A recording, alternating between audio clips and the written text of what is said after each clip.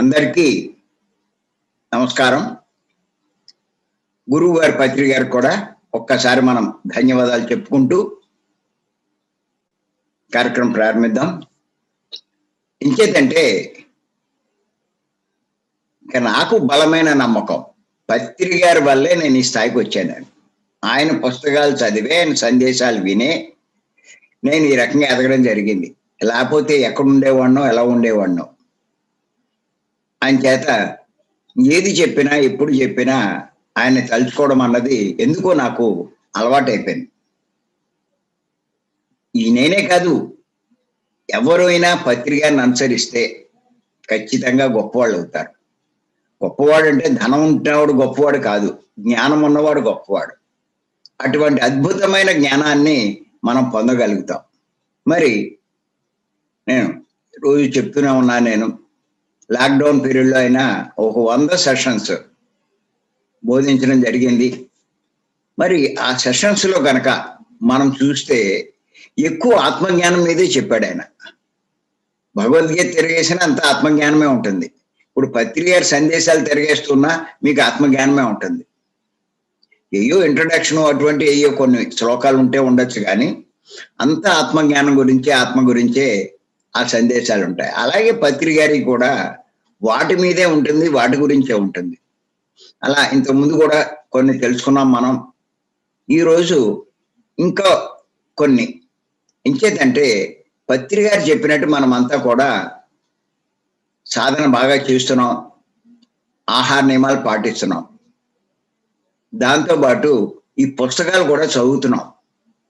పుస్తకాలతో పాటు మనం ఏం చేస్తున్నాము అంటే ఇటువంటి సాంగత్యం చేస్తున్నాం. ప్రతిరోజు ఉదయం 4:30 నుంచి మరి ఉంటున్నారంటే ఎంత శ్రద్ధ ఉంది ఒక్కొక్కళ్ళకి. అంత శ్రద్ధ పెట్టి సాధన చేస్తున్నారు ప్రతి ఒక్కళ్ళు. మరి ఇలా సాధన చేయడమే కాదు, సాంగత్యం చేయడమే కాదు, ఎవరి స్థాయిలో వాళ్ళు మరి ఎంతో కొంత ఈ మార్గంలో సేవల్లో కూడా పాల్గొంటున్నారు. మరి ఇన్ని చేస్తూ ఉంటే ఖచ్చితంగా ఎవ్వరికైనా సరే ఎంతో కొంత జ్ఞానం పెరుగుతుంది. ఒక్కసారి జ్ఞానం అయిపోరు, కానీ నెమ్మదిగా ఆ జ్ఞానం అన్నది వాళ్ళకి తప్పనిసరిగా వాళ్ళకి సంప్రాప్తిస్తుంది. ఇంకా అందులో డౌట్ ఏమి లేదు. మీకు తెలియకపోయినా సరే నెమ్మదిగా మిమ్మల్ని మీరు చూసుకుంటే కనుక మీలో మీకు తెలియకుండానే మీలో జ్ఞానం ఉదయిస్తూ ఉంటుంది. మరి మనలో ఎంతో జ్ఞానం వచ్చింది, ఏ స్థాయిలో ఉన్నామో అని మనం తెలుసుకోవాలి అంటే పత్రిక గారు చెప్పినటువంటి సందేశాలు మనం వింటే మనకు అర్థమవుతుంది.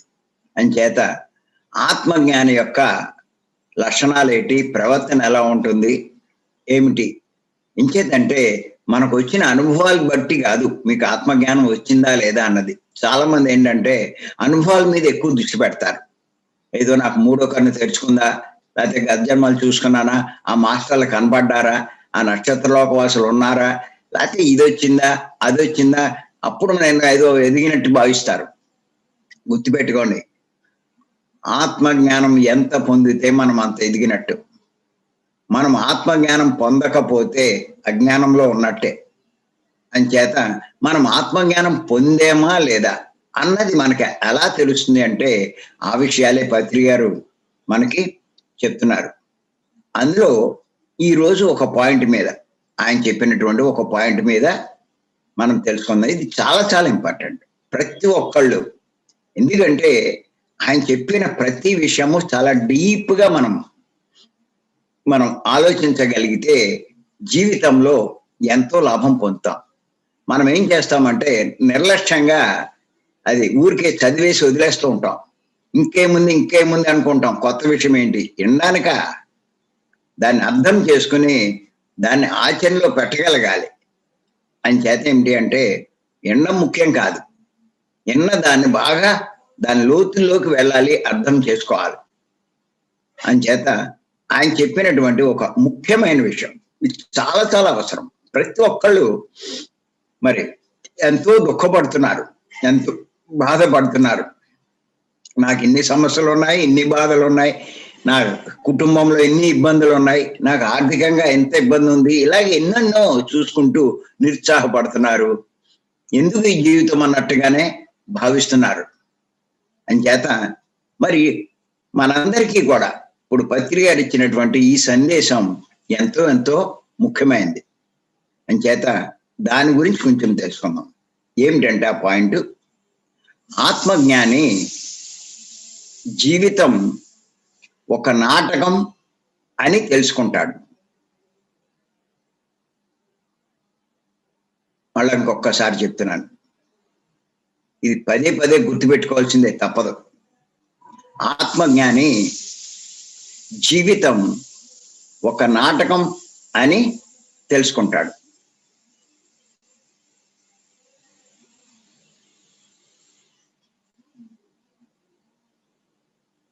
ఇది చాలా చాలా ముఖ్యమండి. జీవితం ఒక నాటకం. అజ్ఞానం ఏమనుకుంటాడంటే ఇది నిజం అనుకుంటాడు.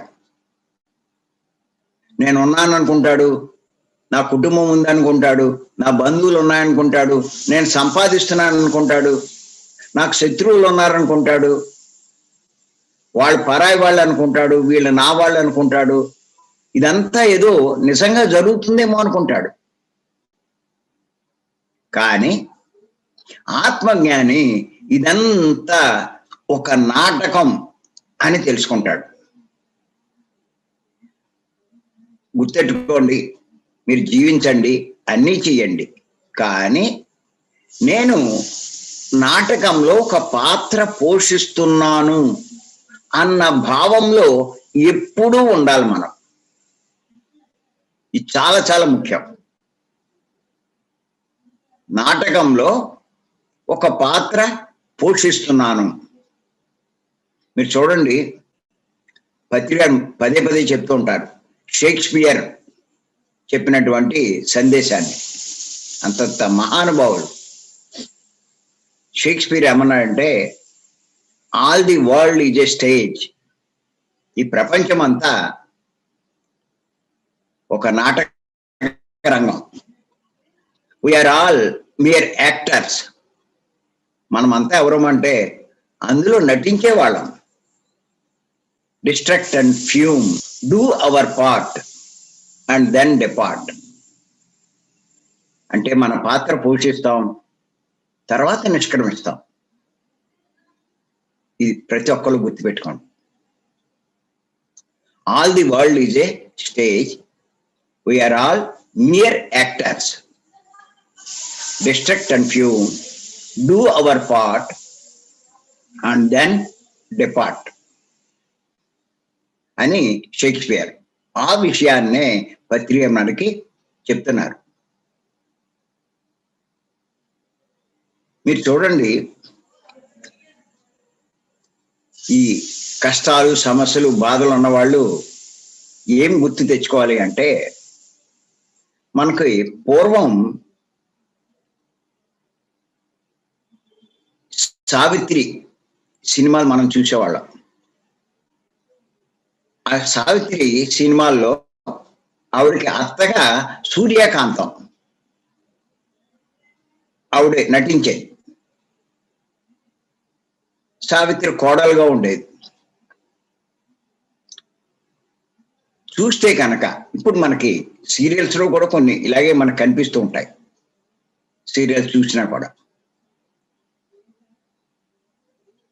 అది ఎంతో బాధ పెట్టేది. ఆవిడ రాచి రంపాన్ని పెట్టేది, చాలా బాధపడేది, నరకం అనిపించేది. కానీ గుర్తించుకోండి, ఆ సినిమాలో చూస్తే ఆవిడ ఎంతో బాధపడుతుంది, సావిత్రి ఎన్నో బాధలు అనిపిస్తుంది అని మనం అనుకుంటాం. కొంతమంది ఆ సినిమాలో లీనమైన వాళ్ళు కళ్ళమ నీళ్లు పెట్టుకుంటారు, ఎంతో బాధపడతారు.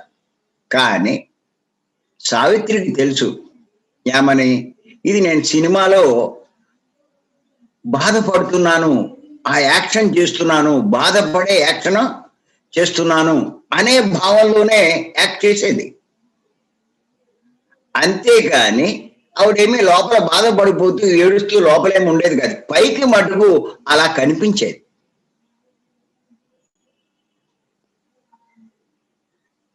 అది ఆ షూటింగ్ అయిపోయాక ఇంటికి వెళ్ళిపోయేది. షూటింగ్ అయిపోయాక ఏముంది, ఇంటికి వెళ్ళిపోతుంది. ఇంటికంటే ఏమైనా ఉందా, ఈ బాధలు ఉన్నాయా, ఏమైనా ఉంటాయి, ఏమీ లేవు. అలాగే ఇప్పుడు మనము ఒక పాత్ర తీసుకుని ఇక్కడికి వచ్చాం. ఓ పాత్ర పోషించడానికి జీవితం తీసుకున్నాం. ఈ జన్మలో ఆ పాత్ర పోషిస్తున్నాం, నిష్క్రమిస్తాం, ఉన్నాం. ఇది ఒక పాత్ర అనే భావంలో మీరు ఉన్నప్పుడు ఎన్ని కష్టాలు వచ్చినా ఏమొచ్చినా మీరేమీ బాధపడరు, ఏడవరు. లేకపోతే నా బతికి ఇలా అయిపోయింది, ఇంకా నాకెందుకు ఈ జీవితం, నేను చచ్చిపోతాను, నాకు అనవసరం అనేటువంటి భావంలోకి వెళ్ళిపోతారు. కానీ ఆత్మజ్ఞానం మనకి జ్ఞానం పొందినప్పుడు, అందుకే పత్రి గారు ఎంతసేపు జ్ఞానం పొందండి జ్ఞానం పొందండి అని చెప్పడానికి కారణం, నువ్వు జ్ఞానం పొందితే నీది ఒక పాత్ర అనేటువంటి భావంలోనే ఉంటావు నువ్వు. అంతేగాని ఇదంతా నిజము అనే భావంలో ఉండవు. పత్రి గారు ఇంకా ఏం చెప్తారంటే, నువ్వు పాత్రలో జీవించు. అంటే భార్యలాగా నాటకంలో ఒక భార్య పాత్ర ఇప్పుడు పోషిస్తున్నాం మనం. భర్త పాత్ర పోషిస్తున్నాడు. గట్టిగా మాట్లాడితే ఆడు భర్త కాదు, ఇప్పుడు భార్య కాదు, ఇద్దరి పాత్రలే. ఇది అర్థం చేసుకోవాలి. అంచేత నా బతికి ఇలా అయిపోయింది, నాకేంటి ఇన్ని కష్టాలు, ఇలాగ అనుకుంటూ కుంగి కుషించిపోతున్నాం మనం. అలా కొంతమంది పేదవారిగా ఉంటారు. అంటే వాడు పేదవాడి పాత్ర పోషిస్తున్నాడు అంతే తప్ప వాడు నిజంగా పేదవాడేం కాదు. ఇంకోడు ధనవంతుడు అంటే వాడు ధనవంతుడి పాత్ర పోషిస్తున్నాడు,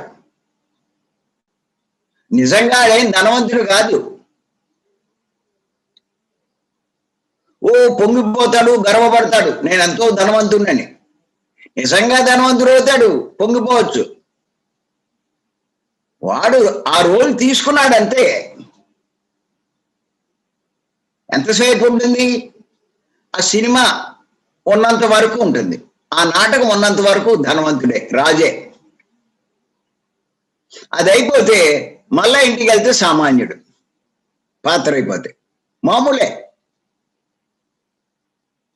అంచేత ఇది ఎవరైతే అర్థం చేసుకుంటాడో వాడు దేనికి బాధపడ్డు. ఎవరు బాధపడరు? ఆత్మజ్ఞాని. వాడు ఏమనుకుంటాడు? నాది ఒక పాత్రే, ఈ నాట ఈ సినిమాలో జస్ట్ ఒక పాత్ర పోషించడానికి వచ్చాను, ఇది అయిపోతే నిష్క్రమిస్తాను నేను.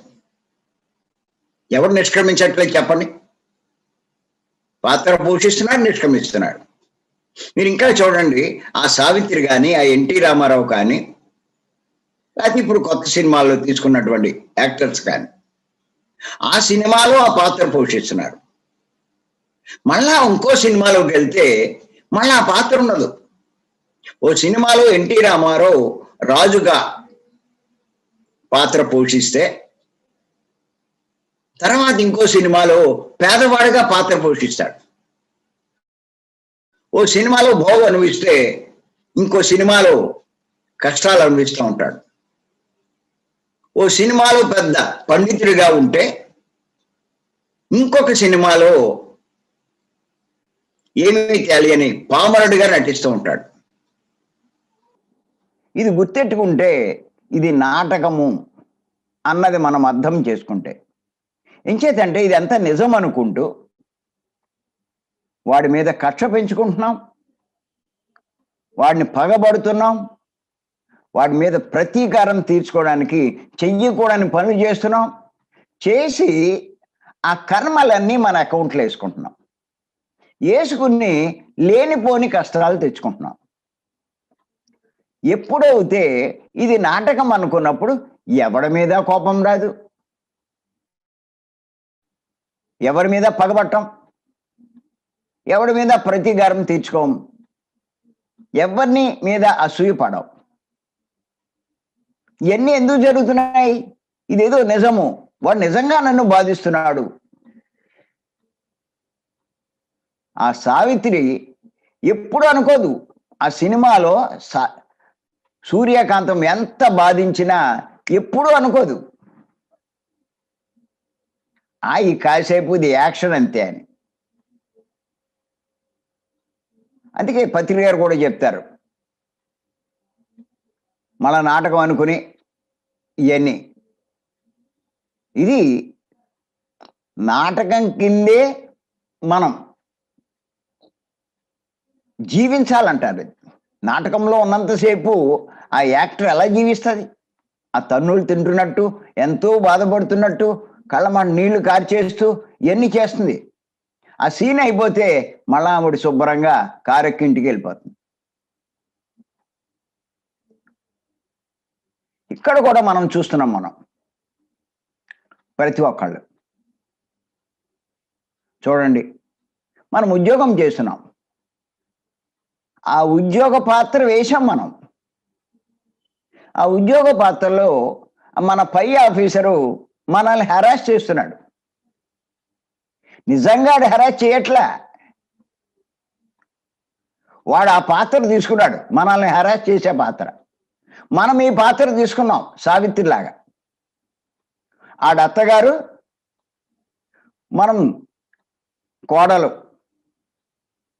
బాధపడిపోతే ఎలా? నాటకం అనేటువంటి భావంలో ఉంటే దాన్ని మనం స్పోర్టివ్గా తీసుకుంటాం, నడుస్తున్నాం. ఈ సీన్ అయిపోతుంది, వాడు ఉండడు, మనము ఉండవు. దానికి మనం ఎందుకు కక్ష సాధింపు చేయాలి? అలాగా భర్త, కొంతమంది సంసారాల్లో భర్త ఏదో నన్ను చాలా ఇబ్బంది పెడుతున్నాడు, ఆ భర్త వల్లే నాకు ఇన్ని బాధలు అని చాలా బాధపడుతూ ఉంటారు. కానీ గుర్తుపెట్టుకోండి, వాడిది పాత్రే, మంది పాత్రే. పాత్ర పోషిస్తున్నాము అని అనుకుంటే అదేది మనల్ని బాధించదు. నిజం అనుకుంటే మా ఆయన ఎలా అయిపోయాడు, నన్ను ఇలా నరకం చూపిస్తున్నాడు అని చెప్పి ఎంతో దుఃఖపడుతూ ఉంటాం. పాత్ర అనే భావంలో మీరుంటే కనుక మీకు అసలు దుఃఖమే కలగదు, చాలా సరదాగా ఉంటుంది. మీరు చూడండి, ఈ యాక్టర్లు 50 సినిమాలు, 100 సినిమాలు, 200 సినిమాలు చాలా సరదాగా వేస్తూ ఉంటారు. ఇప్పుడు మనం ఇంచుమించు ఎన్టీ రామారావు 200 సినిమాలు పూర్తయినట్టు, చిరంజీవి 200 సినిమాలు పూర్తయినట్టు, మనము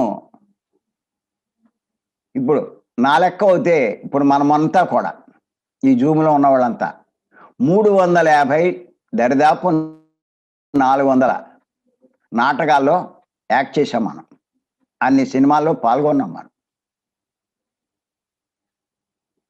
ఎన్ని రకాల పాత్రలు పోషించామో, ఎన్ని రకాలైనటువంటి వేషాలు వేసామో. ఇదే వేషం కాదు. చాలామంది అనుకుంటారు ఇంక ఈడెప్పుడు నా మొగుడేనా అని.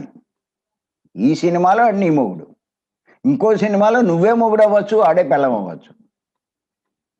ఒకటే రోల్ ఉండదు, ఏ సినిమా యాక్టర్కి ఒకటే పాత్ర ఉండదు. మీరు చూడండి, కొంతమంది సినిమాలు యాక్ట్ చేసేటప్పుడు ఆ డైరెక్టర్లు, ప్రొడ్యూసర్లు అడిగినప్పుడు ముందు కథ అడుగుతారు, నాకే రోల్ ఇస్తారు. యాక్టర్లు ఎప్పుడు డిఫరెంట్ రోల్ వెయ్యాలి అని చెప్పి కోరుకుంటూ ఉంటారు. సేమ్ రోల్ వాళ్ళు ఇష్టపడరు. ఎందుకు? ఆ అనుభవం పొందడానికి, అన్ని రకాల నైపుణ్యాలు సంపాదించడానికి.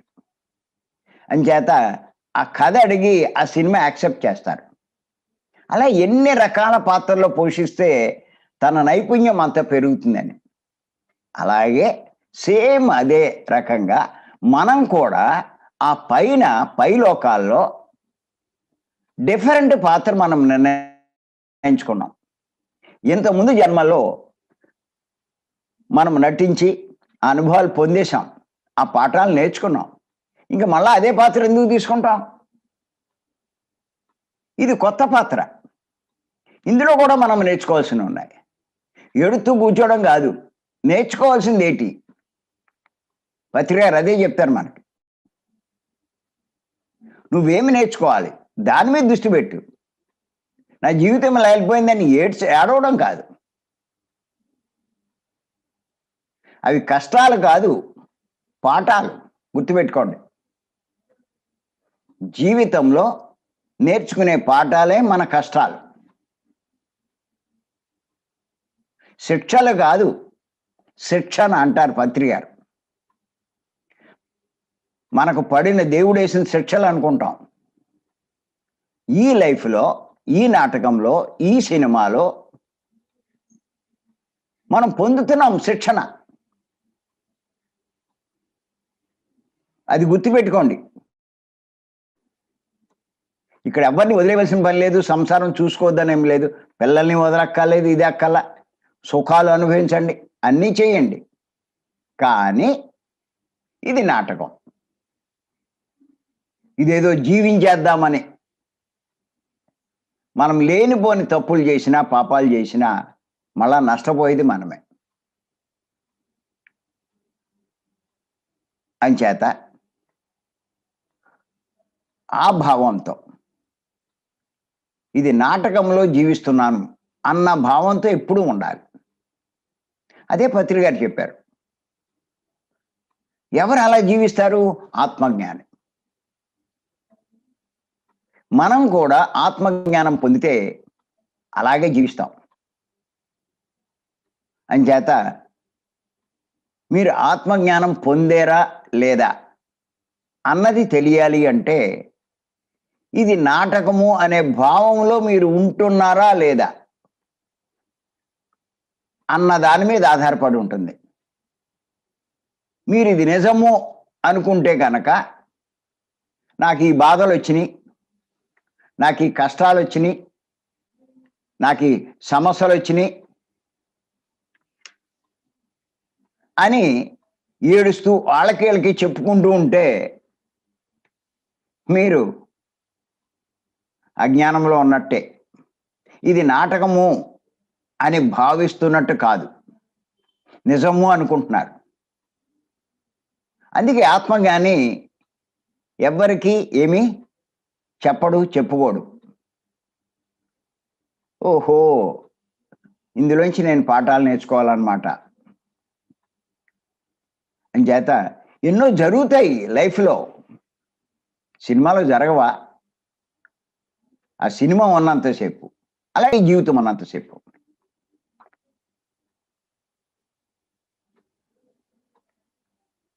అంచేత ఇది ప్రతి ఒక్కళ్ళు గుర్తుపెట్టుకోవాలి. ఏమిటి అంటే,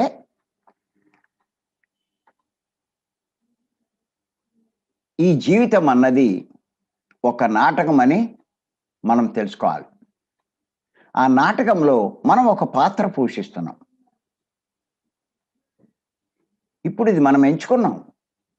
ఎంతసేపు వాడికి డబ్బు ఉంది, నాకు లేదు, అసూయ పడతాం, వాళ్ళని ద్వేషిస్తాం. వాడు పాత్ర పోషిస్తున్నాడు, వాడేం పెద్ద ధనవంతుడా? అక్కడ ఆ యాక్షన్ ఎంతసేపు ఉంటుంది? రాజుగా యాక్ట్ చేసేవాడు సినిమా అయ్యేదాకా రాజు, సినిమా అయ్యాక రాజు ఏంటి? ఏముంటుంది వాడి దగ్గర? ఆడు అది గుర్తుపెట్టుకోవాలి.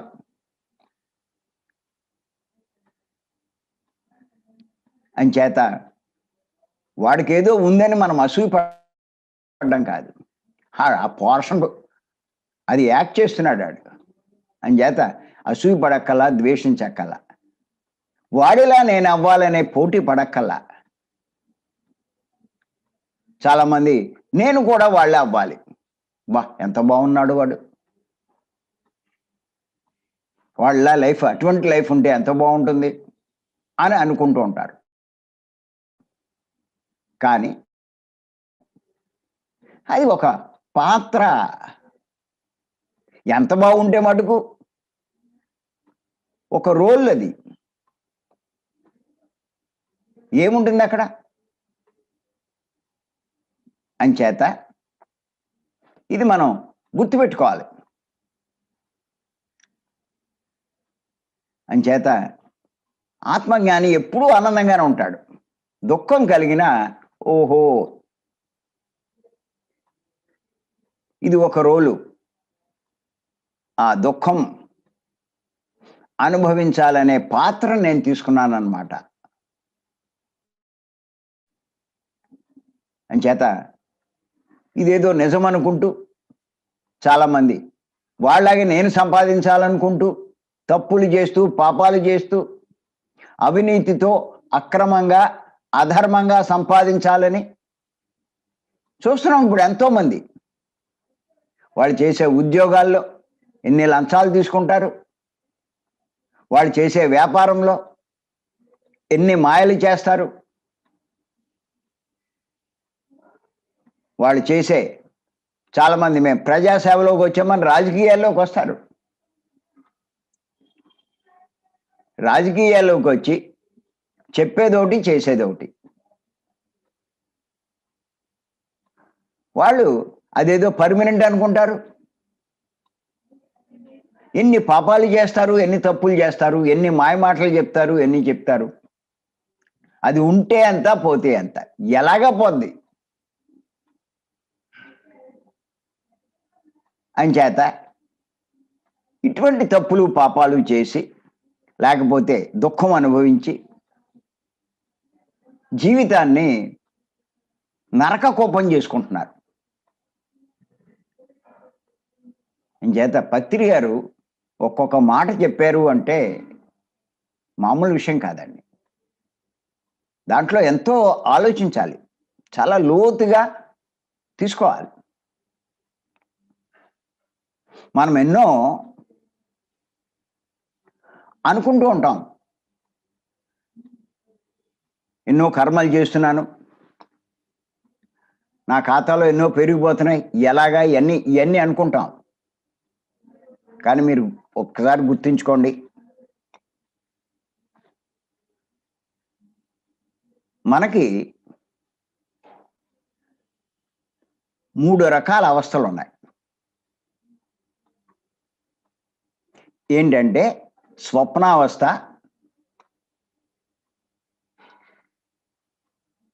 రెండు జాగ్రత్త అవస్థ. దీన్నే అజ్ఞానావస్థ అంటారు. అజ్ఞానావస్థ ఈ జాగ్రత్త అవస్థలో అజ్ఞానావస్థ అంటారు. అలాగే మూడోది జ్ఞానావస్థ ఇంకోటి ఉంది.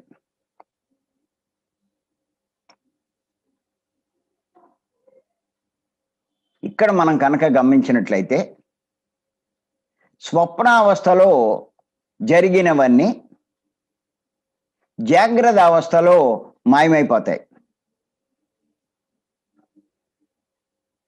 అంతా ఉత్తిదే అనుకుంటాం. మీరు చూడండి, కలగంటున్నంతసేపు నిజం కిందే అనిపిస్తుంది. కానీ మెలకు రాగానే, జాగ్రత్త అవస్థలోకి రాగానే ఓహో అంతా ఉత్తిదే అని తెలుసుకుంటాం. అలాగే స్వప్నావస్థలో జరిగేది జాగ్రత్త అవస్థలోకి వచ్చేసరికి అంతా ఉత్తిదేని ఎలా తెలుస్తుందో, అలాగే జాగ్రత్త అవస్థ అంటే అజ్ఞానావస్థలో జరిగేది కూడా ఉత్తిదే అని మనకి జ్ఞానావస్థలో తెలుస్తుందంట. అంటే వాడు జ్ఞాని అయినప్పుడు అప్పుడు తెలుస్తుందంట. అజ్ఞానంలో ఉంటే జరిగేదంతా కరెక్ట్ అనుకుంటాడు. కానీ జ్ఞానావస్థలోకి మనం చేరుకున్నప్పుడు ఇదంతా కూడా ఉత్తిదే అని తెలుసుకుంటాడు. అదే ఇప్పుడు పత్రి గారు చెప్పింది మనకి, నాటకము అని. ఆడు జ్ఞాని తెలుసుకుంటాడు ఇది నాటకం అని, అజ్ఞాని ఇది నిజం అనుకుంటాడు. అంచేత జాగ్రత్త అవస్థలో అంటే ఇప్పుడు జరుగుతున్నది అంటే ఈ అజ్ఞాన అవస్థ. ఇప్పుడు మనం అజ్ఞానంలో ఉన్నాం, అందుకే ఇది నిజం అనుకుంటున్నాం. ఇది కూడా ఉత్తిదే అని మనం జ్ఞానావస్థలోకి చేరుకున్నప్పుడు, పొందినప్పుడు మనకు తెలుస్తుందంట. చూడండి, ఊరికే చిన్న ఉదాహరణ చెప్తాను నేను. ఓ ధనవంతుడు కలగంటున్నాడు. రాత్రి నిద్రపోయాడు, కళ. ఆ కళలో ఆడేం చేశాడంటే ఎవరితో గొడవ పడ్డాడు. వాడి మీద చాలా కోపం వస్తుంది, కట్టగట్టాడు. ఏం చేశాడంటే ఆడిని చంపాడు. మొత్తం మీద న్యాయస్థానంలో వాడికి ఏం జరిగిందంటే 12 సంవత్సరాలు జైలు శిక్ష చేశారు, జైల్లో పెట్టారు. ఇదంతా కల్లోది, ఇది జైల్లో పెట్టారు. మరి జైల్లో ఎంతో, మరి అంత ధనవంతుడు, ఇంటిగాడ ఏసీలు ఇటువంటివన్నీ ఉంటే ఎంతో వైభవంగా ఉండేవాడు. అక్కడేముంటాయి, ఎంతో నరకం అనిపిస్తున్నాడు, బాధపడుతున్నాడు. 3 సంవత్సరాలు అలా అక్కడ జైలు శిక్ష అనిపించాడు. 3 సంవత్సరాలు అయింది. ఓ రోజు ఏదో తప్పు చేశాడు జైల్లో. వీడు తప్పు చేస్తే అక్కడ ఉండేటువంటి పోలీసులు వాడిని పట్టు కొడుతున్నారు.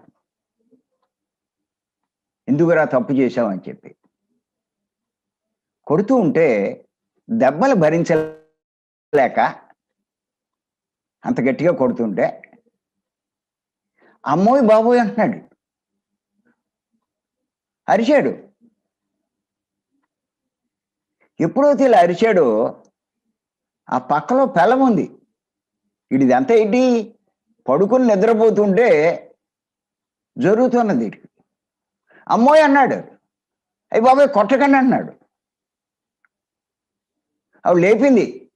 ఏంటండి ఇలాగా అరుస్తున్నారు ఏంటి అని చెప్పి మెలకు వచ్చింది. మెలకు వచ్చేసరికి చూస్తే అక్కడ పోలీసులు లేరు, జైల్లో లేడు, ఎవరు కొట్టట్లా. హోస్ కళ అన్నాడు. అప్పటిదాకా అదంతా నిజం అనుకున్నాడు. ఆ కొట్టడము, ఆ తన్నులు తినడము అదంతా నిజం అనుకున్నాడు. అది కళ్ళలోదన్న సంగతి అడిగి తెలియట్లా.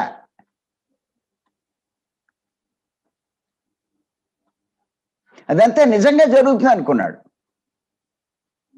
భార్యతో అన్నాడు, కళా ఇది అని. చూడండి ఇక్కడ ఏం జరిగిందంటే, మీరు కనుక గమనిస్తే మొత్తం ఆడు యాక్చువల్గా 12 సంవత్సరాలు శిక్ష అనుభవించాలి, కానీ ఇప్పటికీ 3 సంవత్సరాలే అనుభవించాడు. మరి మిగతా 9 సంవత్సరాలు ఏమైపోయింది శిక్ష అంటే రద్దయిపోయింది. మిగతా 9 సంవత్సరాలు రద్దయిపోయింది. ఎందుకు రద్దయింది? మేలుకోవడం వల్ల. లేకపోతే 12 సంవత్సరాలు అనుభవించాల్సి వచ్చేది. శిక్ష అయిపోయింది. ఎందుకు అయిపోయింది అంటే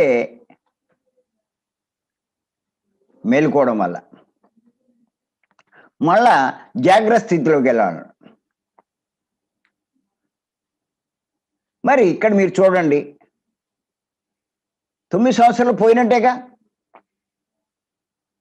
అలాగే ఇప్పుడు మీరు చూడండి, అజ్ఞాన అవస్థలో ఇప్పుడున్న మనం అజ్ఞాన అవస్థలో చేసిన కర్మలు ఎన్నో అనుభవిస్తున్నాం.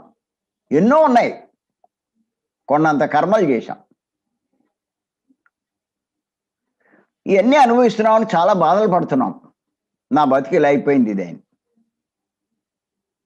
ఎన్నో కర్మలు ఉన్నాయని. మీరు ఎప్పుడైతే జ్ఞానావస్థలోకి వెళ్తారో, జ్ఞానం పొందుతారో, ఆ జ్ఞానావస్థలో ఏమవుతాయంటే ఇక్కడ దాకా ఏవైతే అనుభవించారు, మిగిలినవన్నీ దగ్ధమైపోతాయి, రద్దయిపోతాయి. స్వప్న అవస్థలో అనుభవించిన మెలకువగానే ఎలా రద్దయిపోతాయో ఆ శిక్ష అంతా, అజ్ఞానావస్థలో చేసిన కర్మలన్నీ కూడా, పడిన శిక్షలన్నీ కూడా జ్ఞానావస్థలోకి వచ్చేసరికి మొత్తం రద్దయిపోతాయి. ఇంక అనిపించాల్సిన పని లేదు. ఆడు మెలుకోకపోతే అలా అనుభవిస్తూనే ఉంటాడు. ఆ భార్య లేకపోతే, మనం జ్ఞానం సంపాదించకపోతే అలా అనుభవిస్తూనే ఉంటాం. ఇవన్నీ గుర్తుపెట్టుకోండి, ఇది ఈ పాయింట్. జ్ఞానం సంపాదించకపోతే ఇవన్నీ అనుభవిస్తూనే ఉంటాం.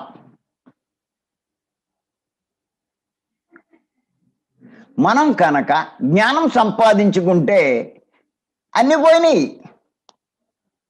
ఏది లేదు. ఏ కష్టం లేదు, ఏ బాధ లేదు, ఏ రోగం లేదు, ఏ సమస్య లేదు, ఏ ఇబ్బంది లేదు, ఏమీ లేదు. అందుకే పత్రి గారు జ్ఞానం సంపాదించండి, జ్ఞానం సంపాదించండి అని చెప్తూ ఉంటారు. ఆ జ్ఞానం సంపాదించాలి అంటే ధ్యానం చెయ్యాలి. అజ్ఞానావస్థలో ఉండం కాదు, అజ్ఞానంలో ఉండం కాదు, దుఃఖపడ్డం కాదు. జ్ఞానవంతులు కండి, జ్ఞానం సంపాదించండి, ధ్యానం చెయ్యండి, జ్ఞానవంతమైన పుస్తకాలు చదవండి, అటువంటి సాంగత్యం చెయ్యండి.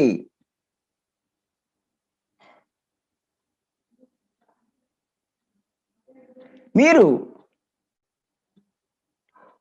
అన్నీ పోతాయి. ఏది అయితే ఉంది మీరు అనుకుంటున్నారో అన్నీ పోతాయి. అందుకే నేను చెప్తూ ఉంటాను, ఏదో ఒక రోగం పోవడం కాదు, ఏదో ఒక సమస్య తీరడం కాదు, ఏదో ఒక కోరిక నెరవేరడం కాదు, మీ సమస్యలన్నీ పరిష్కారం అవడం కాదు. జ్ఞానం సంపాదించండి, సమస్తము రద్దయిపోతాయి. స్వప్న అవస్థలో ఇంకా అనుభవించవలసిన 9 ఏళ్ల శిక్ష అంతా ఎలా రద్దయిపోయిందో జాగ్రత్త అవస్థలోకి వచ్చేసరికి మనం అజ్ఞానావస్థలో ఇప్పుడు జరుగుతున్న స్థితిలో అనుభవించవలసిన కర్మలన్నీ రద్దయిపోతాయి. మీరు జ్ఞానావస్థలోకి వెళ్ళి ఆ పని ఎందుకు చేయరు? ఎంతసేపు వచ్చి, నేను అందుకే కొంతమంది చాలామంది కొంచెం గట్టిగానే తిడుతూ ఉంటాను. నాకు అర్థమైంది కాబట్టే నేను అలా గట్టిగా కేకలేస్తా, అర్థం చేసుకో అర్థం చేసుకో అని. ఫాలో అవ్వమంట, వినమంటూ ఉంటా, 3 రోజుల క్లాస్కి రమ్మంటూ ఉంటా. ఏమీ లేకపోతే ఏం తెలుస్తుంది మీకు? ఏదో ధ్యానం అన్నది ఏదో లాభాల కోసం అనుకుంటున్నారు, ఏదో అనుభవాలు అయ్యి చూడడం కోసం అనుకుంటున్నారు. వాటి కోసం వీటి కోసం కాదు, జ్ఞానం కోసం.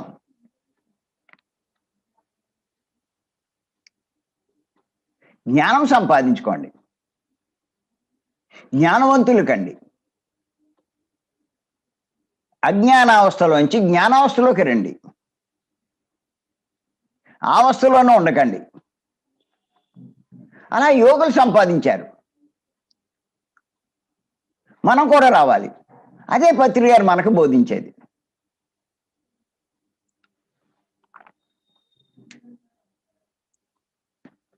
అంచేత గుర్తుపెట్టుకోండి, మీరు అజ్ఞానావస్థలో ఉన్నంతసేపు మీరు మీ కర్మలన్నీ సంచితంలోనే ఉంటాయి. కానీ జ్ఞానావస్థలోకి రాగానే అవన్నీ దగ్ధమైపోతాయి.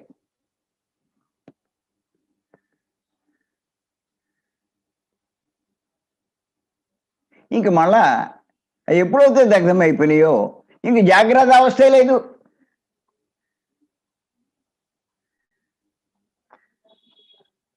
ఇంకేముంటుంది?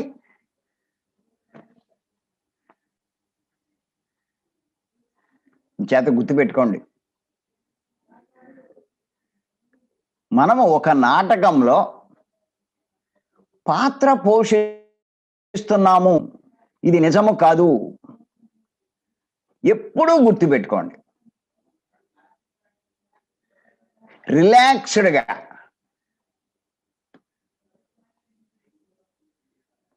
అన్నిట్లోంచి ఏం చేయాలి, ఇప్పుడు ఇందులో నేనేం నేర్చుకోవాలి, ఏం తెలుసుకోవాలి అన్న దాని మీద దృష్టి పెట్టండి. బాధపడడం కాదు, ఒకరితో పోటీ పడడం కాదు, వాళ్ళని విమర్శించడం, వీళ్ళని విమర్శించడం, వాడు ఎక్కువ వీడు తక్కువ. అందుకే పత్రికారు అంటూ ఉంటారు, నో కామెంట్ నో జడ్జిమెంట్. ఎందుకురా బాబు నువ్వు కామెంట్ చేయడం? కామెంట్ చేసి నీ పేర కర్మలు ఎందుకు రికార్డ్ చేసుకుంటావు? ఎందుకు కర్మలు పెంచుకుంటావు?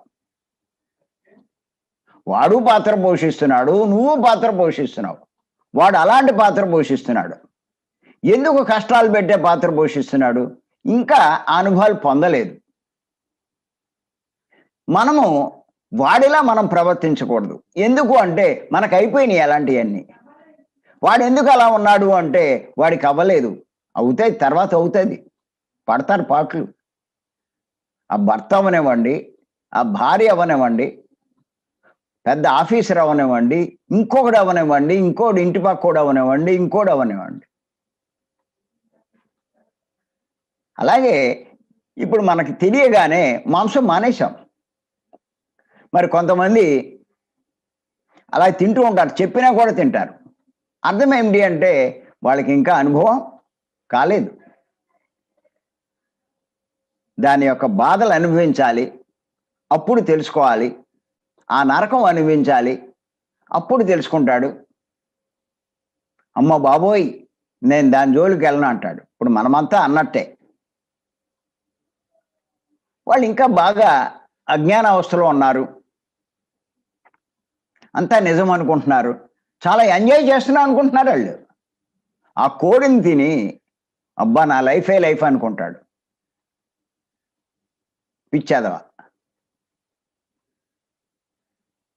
నాటకంలో ఏన్ని తిన్నా ఒకటే. సినిమాలో చూడండి, చాలా రిచెస్ట్ సీన్లు ఉంటాయి. ధనవంతులు, మంచి కాస్ట్లీ హాలు, కాస్ట్లీ టేబుల్స్, దాంట్లో వెండి కంచాలు, బంగారం గ్లాసులు, ఎంత రిచెస్ట్గా ఉంటాయి చూడండి మీరు. ఓ ఫీల్ అయిపోతూ ఉంటాడు, నేను ఎంత ఎంజాయ్ చేస్తున్నానని. అది నాటకం.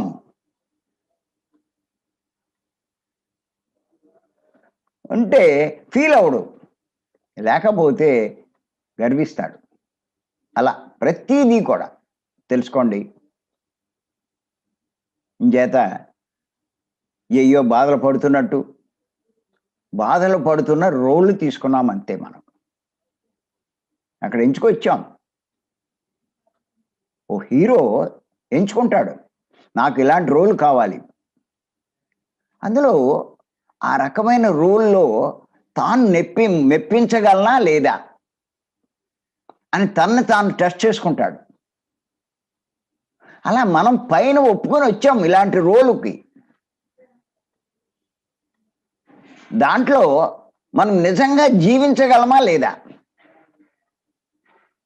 మీరు రోల్ అనే దృష్టిలో ఉండండి, ఆ పాత్రని ఎంత గొప్పగా పోషిస్తారు.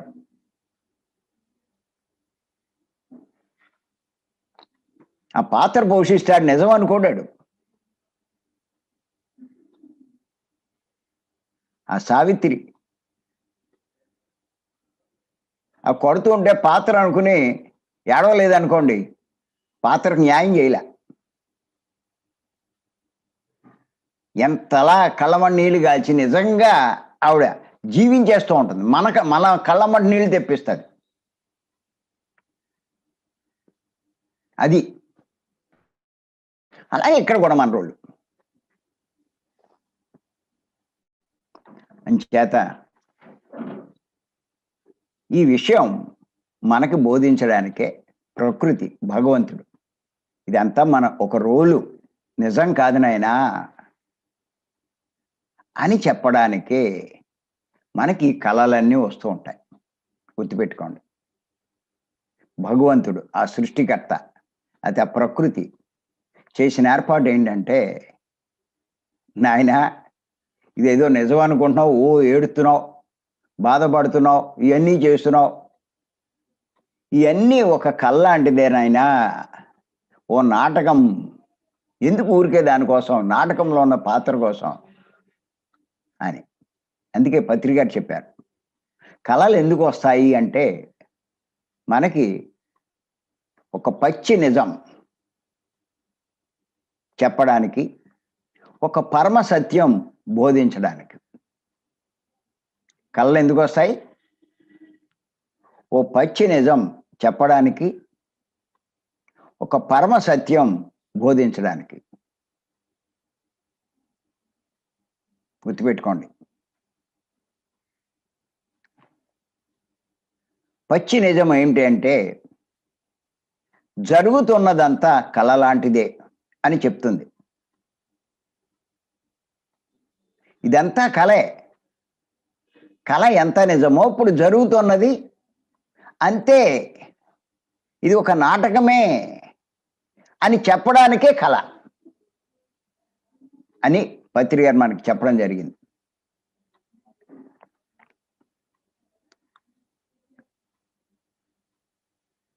అలాగే పరమ సత్యం ఏంటి అంటే వేదాంత సారమే పరమ సత్యం. ఏమిటంటే యదృశ్యం తన్నశ్యం, యదృశ్యం తన్నశ్యం అంటే ఏది కనిపిస్తుందో అదంతా నశించిపోయేదే అని బోధిస్తుంది పరమసత్యం. ఏది కనిపిస్తుందో అదంతా నశించిపోయేదే.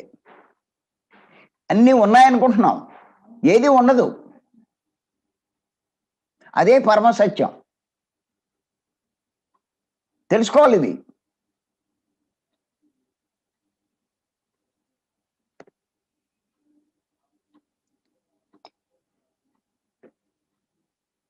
ఇదే ఆ ప్రకృతి బోధించేది. చాలా మంది కళ్ళు ఎందుకు వస్తాయి అంటారు. ఈ రెండు బోధించడానికే కళ్ళు వస్తాయి. పత్రి గారు చెప్పారు.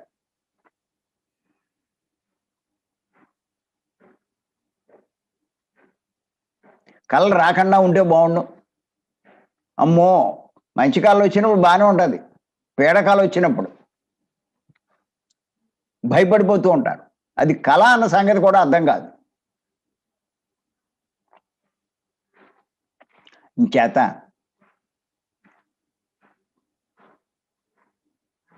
పచ్చి నిజం అంటే జరుగుతున్నదంతా కళ లాంటిదే, ఇదంతా నాటకమే అని చెప్తారు.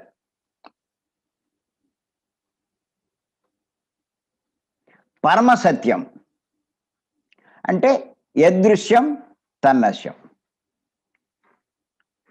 అంటే ఏది కనిపిస్తుందో అదంతా నశించిపోయేదే అని కూడా బోధిస్తుంది. ఆ కళ కంటున్నంత సేపు అన్నీ ఉన్నాయి, ఏమైపోయినాయి ఇప్పుడు. అందుకే అంటారు కళ్ళు తెరిస్తే అంతా ఉత్తిదే అని తెలుస్తుంది, చనిపోతే అప్పుడు అర్థమవుతుంది. శరీరం వదిలేస్తే ఇదంతా ఉత్తిదే అన్నది అర్థమవుతుంది.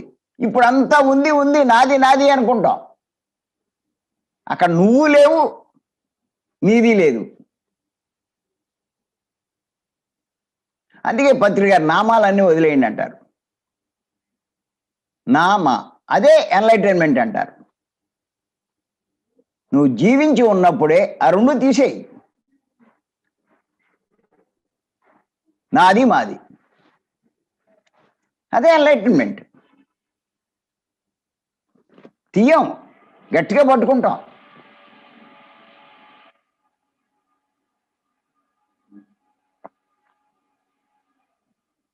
అంచేత మరి ఈ కళలు ఇదంతా ఒక నాటకం అని చెప్పి మనకు బోధించేదే.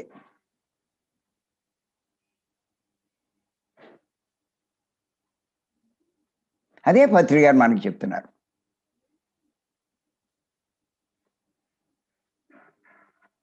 చేత మనం అజ్ఞానావస్థలో ఉన్నాము అన్న సంగతి మర్చిపోకండి. జ్ఞానం సంపాదించుకోండి. జ్ఞానావస్థలోకి జీవించి ఉండగానే ఆ అవస్థలోకి వెళ్ళొచ్చు మనం. పత్రి గారు ఇప్పుడు జ్ఞానావస్థలో ఉన్నారు. మనము అలా జ్ఞానావస్థలోకి వెళ్ళాలి. ఎంతసేపు అయినా మనం ఏమనుకుంటామంటే వాళ్ళ కోసము వీళ్ళ కోసం ఆయన చాలా కష్టపడుతున్నాయి అన్నీ కాదు. ఊరికి ఆ రోల్ వేస్తున్నాడు. ఆ రోల్ వేయడానికి వచ్చాడు, రోల్ వేస్తున్నాడు అంతే. ఆయన హ్యాపీ ఫీల్ అయ్యారు, ఇది సక్సెస్ అయింది, అది అయింది అనుకుంటారు. లేకపోతే అది ఫెయిల్యూర్ అయింది ఇలా అనుకుంటారు. ఆయన అదేం లేదు, చేయవలసిన పని చేస్తున్నాడు. ఏదవుతే అది అవుతుంది. అందుకే భగవద్గీతలో నువ్వు చెయ్యాలనుకుని చెయ్యి, ఫలితం నీకెందుకు అంటారండి.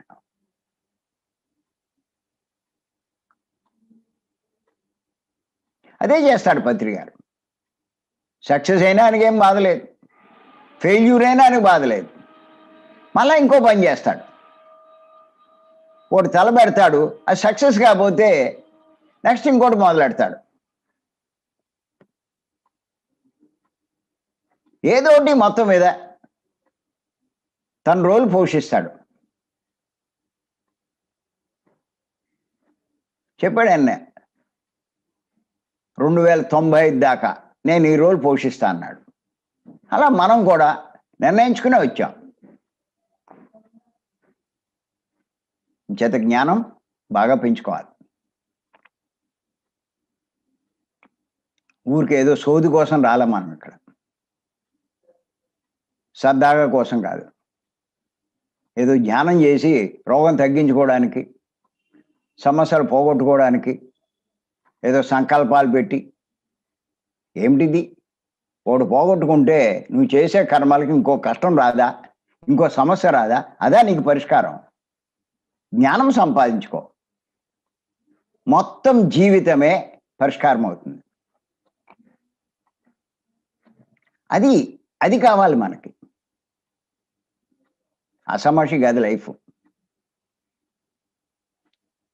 చేతే పత్రి గారు జ్ఞానం జ్ఞానం జ్ఞానం జ్ఞానం అంటారు. అది ధ్యానం ద్వారానే. ఎంత ధ్యానం చేస్తే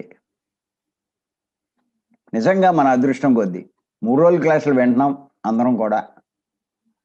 ఇంకా దాని కంటిన్యూషన్ మనకి జూమ్ అన్నది మంచి అవకాశం. ఇది ఈ టెక్నాలజీ పెరగడం వల్ల. అంచేత మరి ఏదో ఒకసారిని మళ్ళా దాన్ని వదిలేస్తే ఏమవుతుంది? బ్రేక్ అయిపోతుంది.